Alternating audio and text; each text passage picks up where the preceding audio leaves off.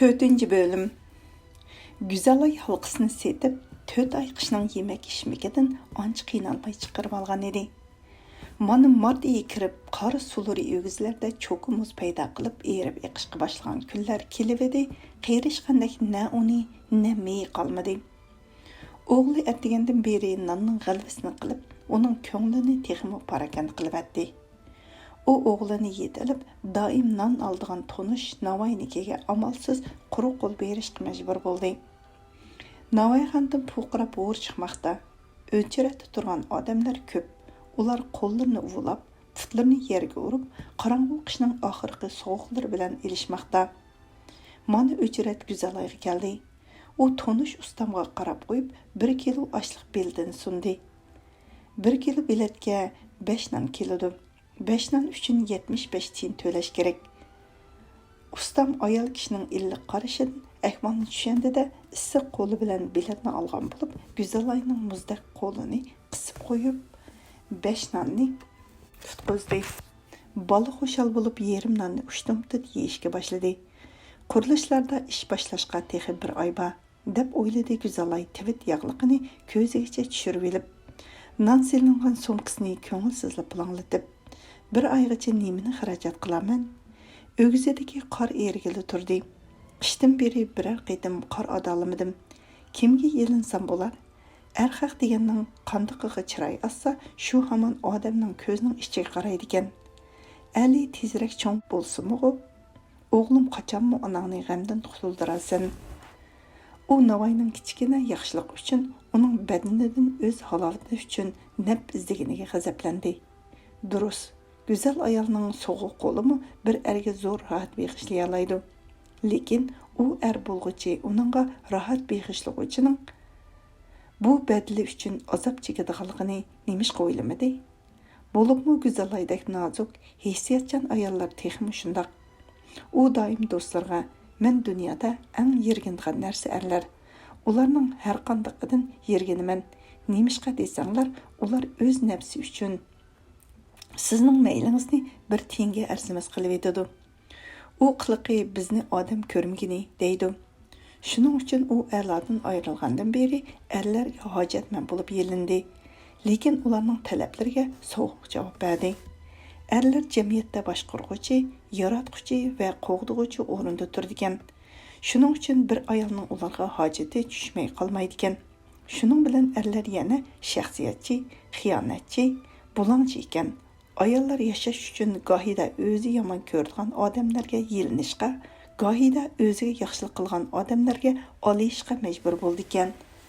U 5 nonni nesiga ilib, o'ziga tikilgan ko'zlarga qiya ko'zni solmasdan, sovuqda qizargan yuziga qop-qora soy tashlab turgan uzun kirpiklarini chimildatib, inkidan chigib olgan tivit yog'liqi texim o'maq ko'rsatgan nepiz lablarini him yumib, patqaqliq ko'chada chetik kalash kiygan oyoqlarini tez-tez yo'tkab ketib berib, azob bilan ashularni o'yladi. O'y xiyoli cho'nqurlashgan sari ko'z oldiga yana bir muncha ishlar tizilib keldi. 1 tonna ko'mir 30 necha so'm. Buni o'qiyotgan o'g'lining yozliq kiyim kechigi uchun 20-30 so'm ketadi. 10 may yozliq oyoq 100 so'm bo'lmasa, adyazga chiqil bo'lmaydi. Muqim ish o'rni yo'q. Yozichi yana qurilishda ishlash kerak. Jonni upratmaslik uchun yana bir ustiga yelinishga, shu yo'l bilan yengilroq ish tepishga to'g'ri keldi. Nima qilmasin, bir ayol kishi erlarsiz rohatga, hatto baxtga erishgili bo'lmaydigan o'xshaydi. Esit, bu haqiqatni u nimishqa burunroq, hech bo'lmasa bundan 6-7 yil burun bilmadi, ha? Go'zalay burun er tugul ota-onamga yo'lanmaymi, jamiyatda yaxshi yashayolmayman.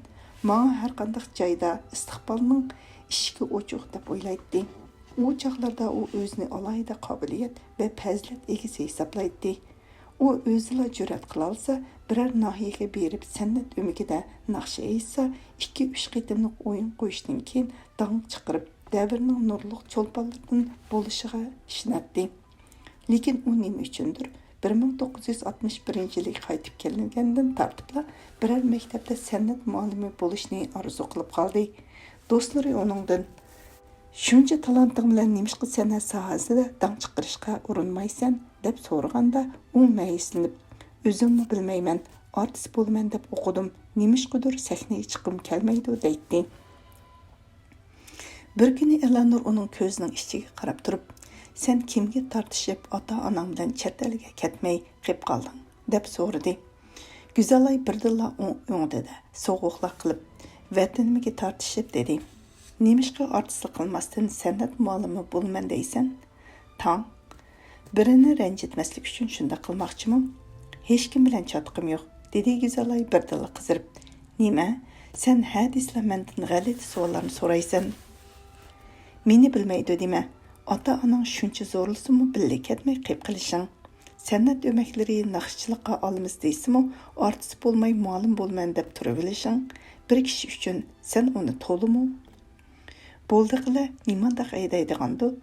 Güzelay ko'ziga yosh ilib ta'tir qaradi. Эланур do'stini mahkam bag'riga bosdi. Bu gaplarning bo'lganiga 3-4 yil bo'lib qoldi. Mana hozir Güzelay 30 yoshlik rosa husniga, aqliga to'lgan cho'kan. O'g'li Ali o'qiydi. U o'zining o'qituvchilik qilishga bo'lgan orzusini o'g'liga muallim bo'lish bilan qondirib kelyotdi. U bo'yni qattiqligidanmi yoki yo'lni xato tanlab olganligidanmi hozirgacha ishsiz. U nurg'un qitim munosabatlik o'rinlarga ish izlab bordi. Javob oddiy. Davlat ishlaridagi odamlarimiz bekor yuribdi. Singlim, ko'rib turibsiz. Rost, demisimi Güzelay ko'rib turibdi. Muallimlar uy ishi, mehmondorchilik bilan, artistlar bir-birini pash qilish bilan umr o'tkazayotdi. Ularga qaraganda Güzelayning qurilishda ishlab kun o'tkazgan ko'ngillik, lekin inson umrining cheki bor-da. Güzelayning qizlik chaqlari qanday tez va ko'ngilsizlik bilan o'tib ketdi, ha? Endi muning qiron chaqlari loy-kesak to'shish bilan o'tib ketsa, mo'may bo'lgandan keyin uni e'tiborlaydiganlar qanchalik chiqar? Heliqi komissiyonchi ajab chiroyli puldar, muloyim odamkan. Uning elchilarini qaytarib etganini uchun keyin pushaymon qilib qolarmi? Mana bugun 100 so'm pul uchun qaysi kiyimini satsam bo'larkin deb boshqa turibdi. Hayotda boshqa turmaydigan, xo'shal-xo'ram kun o'tkazilgan yo'l ko'p bo'libmi? Güzelaydek chiroyli, xaridorlik ayollarga bundoq yo'l kengri. Rahat parag'at saroylarninki ishiki ochiq. U nimaga tortishidi? U bosh uchi yo'q xiyollar bilan uyga kelib, o'g'liga atdiganlik choy berib, maktabiga yo'lga selish uchun uni kiyindirdi. O'g'li chiroyli, aqlli, xushxo'y, Güzelay bolasini jenidan aziz ko'rdi. U kechalari uyg'onib, chiroqni yondirib olib, tatliq uxlayotgan o'moq o'g'lining chiroyli ko'zlariga so'ydi. Yuzini yuziga yoqdi. Kecha kunduz birga yursimi, o'g'liga qanmaydi. Yuragining bir yeri pijildab, kuyibli turdi. Mana hozir o'g'lini yasab kiyindirib bo'lib, qayta-qaytilab so'ydi-da, ko'zlariga tikilib. «Ali, sana dada tepib beraymi, balam?» dedi. O'zimi höppida qizirib. O'g'zidagi qarni kim adalaydi? Ko'mirni kim to'shuydi? Bizga kim pul tepib beradi? Dadang bo'lmasa bo'lmaydi ekan, balam. O'g'li onasining nima demoqchi bo'lganini darhol tushundi. U uzun kirpikli ko'zlariga g'illati yosh oldi-da, «A'lo dadam keladi. Ya bo'lmasa biz uning yeniga, yeziga ketaylik» dedi. Güzelay bolasini bag'riga besib uzoq yig'ladi. U sandiqdan kiyimlarini elib, ko'ni gilam ustiga yoydi. Kostyum, paltolarni kiyish cheklangan. Uni oldigan odam yo'q. Yippak, duxova, atlas, giribtishin, shipon duxovalar qanchalik pulga yorishi mumkin? Avu tamdagi gilamni sotish uchun. U gilam otasining uning to'yiga qilgan sovg'asi. Güzelay uni o'g'li Alining to'yiga atab qo'ygan. Yo'q, uni setishga bo'lmaydi. Uningdan boshqa pulga yorug'idek hech narsa yo'q. Biridan 100 so'm qarz so'rash uchun kimdan? Yana erlardanmi? U ayollarni aslab ko'rdi. Qarz berarligidek birini topolmadi. Heliqi komissiyonchining hadisicha u ayolga biroq uning pulini oldi degan so'z ularda umid paydo qildi degan so'z.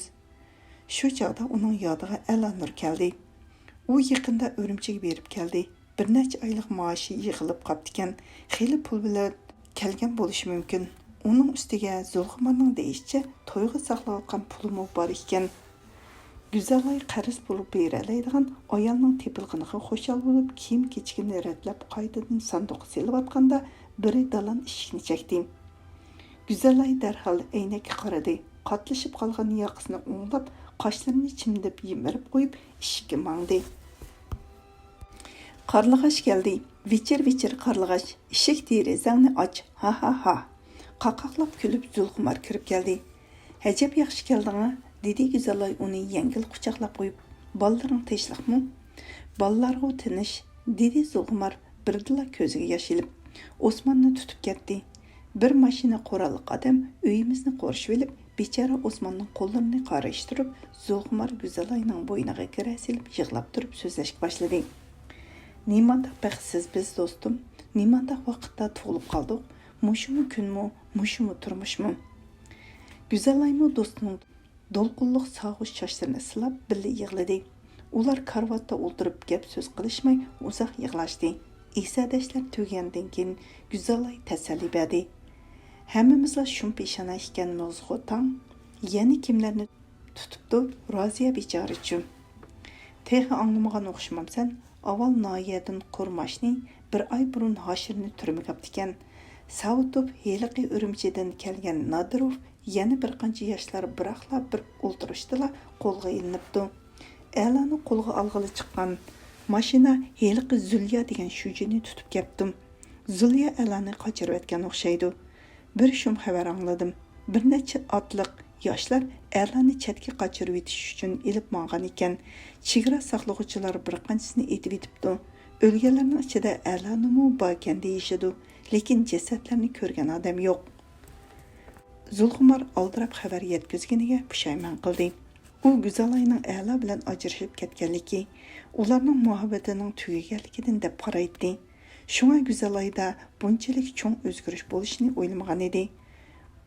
Bu ishonchsiz shum xabarni anglash bilan Güzelay tamdek tatirib, marjandek to'kilayotgan ko'z yoshlarini boshqara olmay qoldi. Uning lavlari ko'kirib, tishlari kasildab, tili gapga kelmadi. Ya, yolg'on, deyaldi u oralla titrab turib. U qochmaydi, u gunohsiz. Tutilayotganlarning qaysi biri gunohliq ekan? Dedi Zulxumar do'stining qo'llarini tutib. Saplı gunohsizlarni tutyotidi, gunohkorlarni qo'g'dayotidi. Odam o'ldirgan, bizning maktablarimizni kuydirib kulga aylantirgan, bulangchilik qilgan, to'kmat qilib gunohsizlarni so'latgan odam askarlari o'smoqda, e'tiborlanmoqda. Osmon, Hoshir, A'la, Savutov, Nodirovlar, hatto nini qobiliyatli rahbarlarmi qamaldi. Bularning hammasi gunohsiz. Qo'ygan gunohi nima ekan zodi? Güzelay oxiri ig'ir xursinib, ulug' kichiktinib so'radi. Bir munofiq yolg'on anzi paydo qilibdi-dek. Uning pash qilishicha bizninkilar tashkilot qurganmish. Bu butunlay yolg'on. Men Osmonni bilaman. Undaq ishi bo'lsa, menga aytadi. Advokat ommaviy tashkilot u allaqachon tarqalgan. Ular xeyli uzoq mundashdi. Zulxumar ochiq so'z, gepsel qo'parroq anglangan bilan muomilasiz siliq ayol bo'lg'ashqa Güzelay uning bilan doim mundashib turadi. Ular bugunmi o'zlarining Urumchiga bilmanganligi, yo'llardagi xotirlar to'g'risida Alanur roziyalar ustida xeyli uzoq so'zlashdi. Sana choy qo'yay desam, yo nenim, yo chim qolmabdi, dedi oxiri Güzelay xijolat bo'lib. Tulxutunning uyidan ranjimaysanlar? Voy sarangay, dedi Zulxumar birdilla kulib. Esim qurusin, men sana pul ekilgan emasmidim? 2 oy burun A'la 100 so'm kirgizgan ekan. Osmon ishlatib qo'yib, texi yaqinda o'rnini qilib qo'ygan. Osmonni tutganda u menga bu pulni sana yetkazib berishimning qayta topilgan. Al, sanib ol, nemaga qo'rnasan? Balangning puli bu. Güzelay pulni tasliq oldi. Zulxumar ketgandan keyin u bozorga chiqdi. Ko'chalarda egiz suv yoqmoqda, qorlari tozalanib, g'o'r chiqib turgan o'gizlarda paxtaklar guguklashmoqda. Shalom bulutliq osmonda top kaptarlar uchishmoqda. Nelardandir tat qilib avtomat etilmoqda. Tashlabki to'rt ko'chasi chibarqut choponlar o'qachilar bilan to'lgan. Taqchi ko'chisida kirjo'larga yugunib ko'mirchilar turishadi. Güzelay bir o'kkiz harvasning yeniga keldi. Ko'mirchi yosh bola edi. Bu ko'miringizga necha bersam bo'lar ukam deb so'rdi Güzelay yigitdan. 25 so'm bering. 15 so'm bersam qanday? Nerda deshludagi ko'mirga qarshib turgan bir necha odam pichirlashdi. A'loning ayoli. Pahoy, hijab chiroyliqgina. Voy bechorlay. Hada mayoqqa keling, deb vaqirdi bir yigit shu chaqda. Go'zallay qaradi. Bir natonish qayrimi yoqliq ko'k juva, o'g'loq terisidan tikilgan quloqchi kiygan deqqan yigit harva qamchisining sepi bilan ho'l bo'lib ketgan piyimisining qo'nchisini o'rib kulimsirab turadi.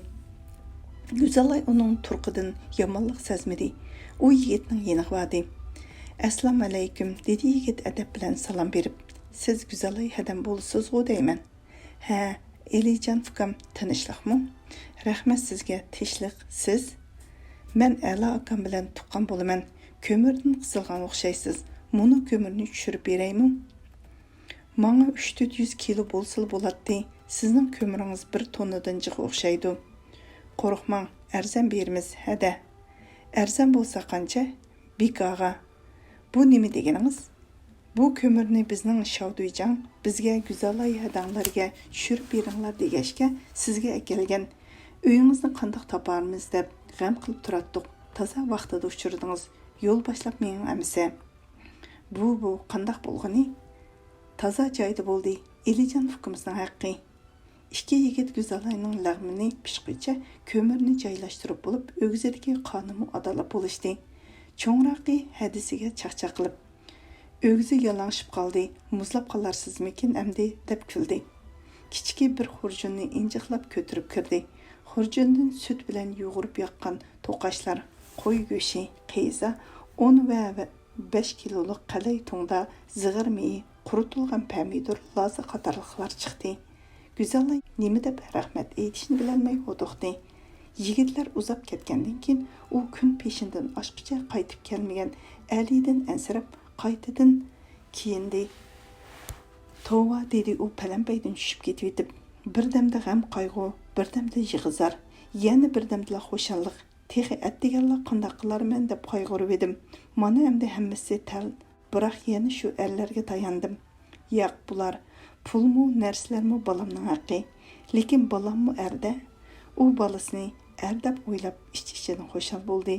U o'g'lini o'z demetlari bilan ikkiga bo'linib, Xungzaxuy, Chivuxuy bo'lib aytishayotgan yeridan masjid o'ylasidan topdi. Uni üstü-vişillay, chiroyidan to'pi yig'ib turgan, chashlardan huv chiqib turgan holatda darvozaning keynidan tutib oldi. "Man, Xungzaxuy qo'rsqongni to'yg'izib, inqilob qil", dedi Go'zallay o'g'lining xafa bo'lish o'rniga faxrlangan holda bolasining qo'lidan tortib. "Kunga qarabmi qo'ymadingmi? Saqam, man, yur, tamoq ye. Nima etding, lag'man? Qaysi pulga?" "Dadang pul, ko'mir, hamma nimani avatibdi." Go'zallay bolasini keynidan quchoqlab, qizargan yuzini titrab chiqqan ovozini bolasidan yo'shirib turib, shundoq dedi-da, dadang degan so'z eg'zidan chiqish bilan ixtiyorsiz yuragi o'ynab, vujudida bir xil titrash paydo bo'ldi. Ertagan Zulxumarning eg'zidan chiqqan, chegarada etilganlar ichida alamu bor ekan degan shum xabar darhol yodiga kelib, birdilla putlari dirildab titrab, ko'zni tuman qopladi. U bolasiga tayinib o'ltirib qoldi. "Apa, jenim apa, nima bo'lding? Beshing og'riyotamdi?" "Bo'ldi, o'ynamayman, gapingni anglayman, apa." Ali onasining oldida parvona bo'lib bulbuldek sayrab bilinadi. Ona birdilla shum xabarni yolg'onga chiqardi-da, bolasining muzdaq qo'llariga so'yib turib, "Yolg'on gap saqam", dedi. "Nima yolg'on, apa? Dadam pul bermadimi? Lag'man atmadingmi? Nimani yolg'on deyapsan?" "Ular rost, beshimning og'riqi yolg'on bolam", deb ona zo'rg'a kulimsirab, o'zini azoblagan seg'inish va intilish hislarini o'g'lidan yo'shirdi. Tun vahimlik, shavqin suralik, to'limi qorong'u. Go'zallay deriza qapqoqlarini mahkam etib, kechicha yetgudek ko'mirni akirib bilib, uyning eshigini ichidan taqidi-da, odati bo'yicha o'rinda yetib o'g'liga hikoya etib berdi. O'g'li uxlab qolgandan keyin sanduqdan albomni elib, kunda ko'rib turgan rasmlarni qayta ko'rishga boshladi. Ota-onasi, do'stlari, o'zi ukulari oldidan kulimsirab birma-bir o'tdi. A'lo bilan ikkisining to'yda tushgan xotira rasmini chiqish bilan uning vujudi bo'lakchila to'lqinlandi. U A'loning xiyolchan, chiroyli ko'zlariga, o'ruq, mehribon yuziga uzoq qaradi. u rostla dunyoda hayot bo'lmasichu, bu chaqda men bu dunyoda nimaga so'rilib yuraman? Uning mushu kunlarga kelishiga men sababchi emasmi? Navoda men G'arbiy Shimol Millatlar institutiga bormagan bo'lsam, a'lo bunchalik dushmanlik bo'lmagan, o'zining aql idrokini ahamiyatli ishga to'liq sarf qilgan bo'lar edi. Men uni baxtli qildim deb o'ylagan edim. Endi o'ylsam, uning ziyon saptiman. Heyliqi chaqda Bangchuydovda uchrashganda nimishqi hissiyatga berildim. Nimishqi o'zimni qattiq tutib, uning talabini rad qila olmadim. Men raqib ismli heyliqi axloqsizning uningga ziyonkashlik qilishini bilgan. Lekin o'z vatanida tura olmas, qilib yetar deb o'ylamabdi ekanman. Hey Isit, A'loning baxti bexatarlik uchun bo'lsa-mu, A'lodan ajrashgandan keyin har qancha nafratlansammi, nafratimni ichimga yutib, ashu raqibning ayoli bo'lishga rozi bo'lsam bo'pti ekan. U chaqda balkim mening suyimli o'g'limning dadasi dushmansiz, ziyon zahmatsiz yashagan bo'lar edi. Men nimishqa mono kishilarni jalb qilgan o'zimni baxtsiz qilgan badanimni bolamning dushmanlarimdan oydim. O'z badanini qurbon qilib, ruhini fazilatini saqlab qolgan ayollar ko'p o'tgan-ku. Ella har doim badan bir jism. Upraydi, yo'qoladi. U hamon sening emas. Sening noming ruhing bilan yashaydi. Ruhing sana xos. Ruhing qandoq bo'lsa, noming shundoq bo'ladi deydi. Men bu gaplarning ma'nosini nimishqa hozirgacha tushunmadim ha. Uning muloyisini sirtdagi gurkirgan bo'ron ovozi uzib tashladi. Egiz teraklik o'g'ilmoqda, bir nima isqirtmoqda, derizini bir nima qoqmoqda, eshikni biri jaloqlatmoqda, vahimalik qorong'u tun muni tul ayolga hayva ko'rsatmoqda. Ayol ixtiyorsiz yotqanga shung'ib bolasini mahkam quchoqladi. U qo'rqishdan kasildab titrashga boshladi. Taraqlash, jaloqlash, qaras qurus, shar-shur ovozlar kuchishga boshladi. Yer tavraotamdi ya, deb o'yladi Go'zalay Alini asta irg'itib. Shu chaqda kimdir biri qarang-gurung ovozda deriza qapqisi sirtidan o'zining ismini chaqirdi. Go'zalay titrab turib, ishko'nglik bilanla deriza yiniga bordi. Kim? Dedi u titrab turib. Men, bu men. Men degan kim?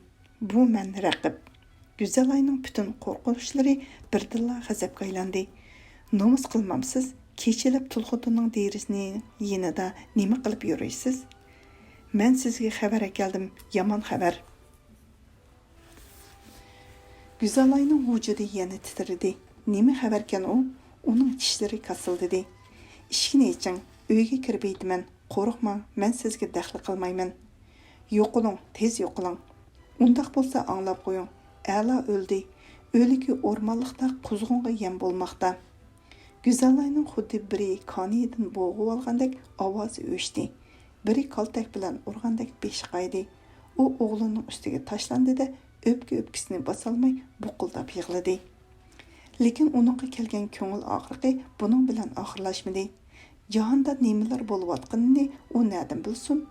3 kun o'tgandan keyin xalq askarlari kirib, uning uyini aqtirib, barliq zinnat buyumlarini, rasm salom xatlarini aholilar komitetiga tushgan xizmat korpusining oldiga ilib ketdi.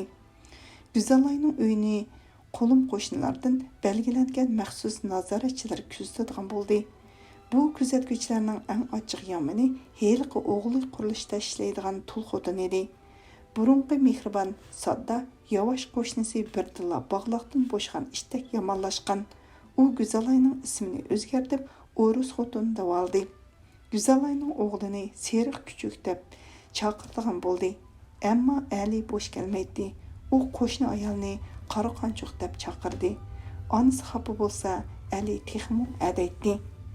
O'zi ish bo'lmasa, bizni ishga o'xshatdimi? Deydi u onasidan norozi bo'lib. Mayli bolam, ular bilan tang bo'lma. It havsa senmi do'rab havshamsana? Deydi ana o'g'lining beshini silab.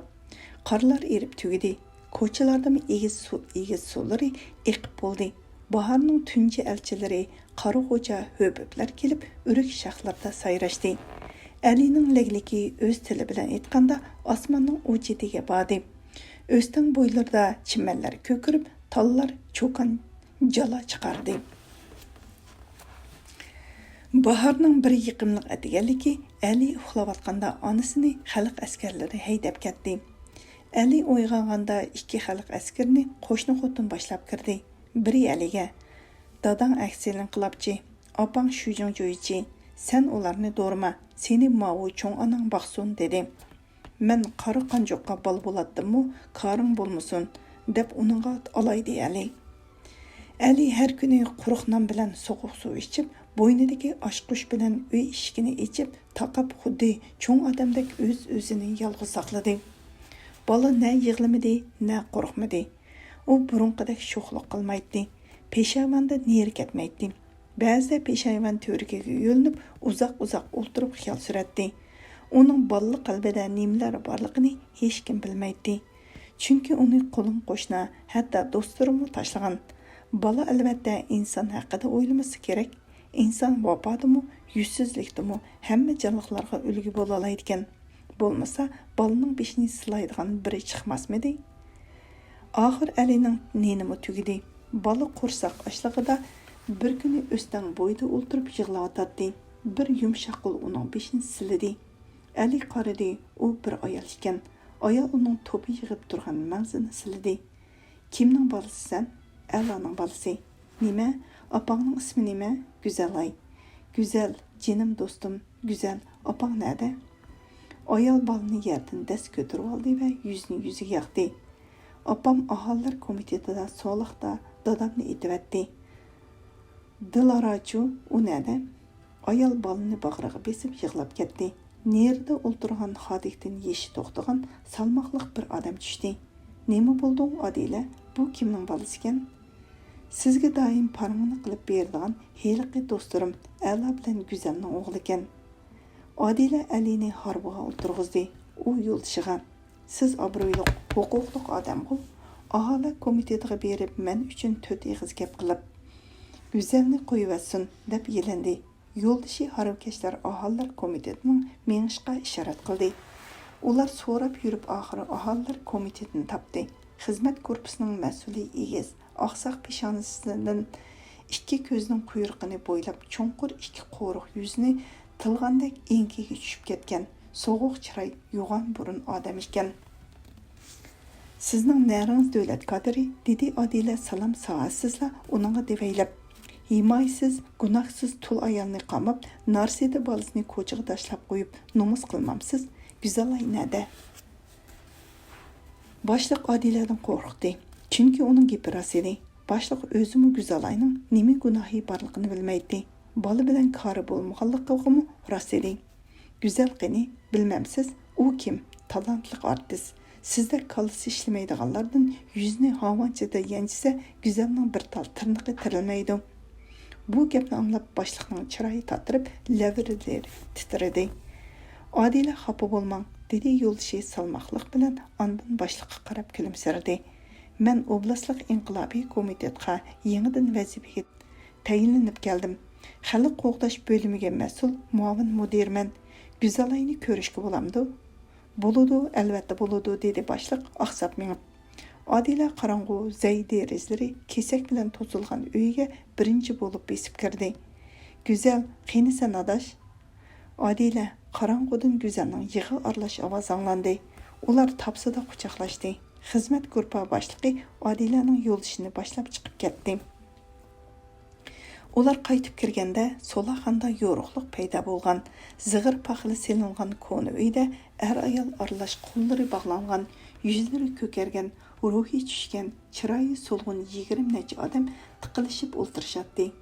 Ayollar bilan erlarning orasiga simut xaltalarga paxal tiqib to'siq qilingan edi. Adilaning yo'lishi Adilaga tushundirdi.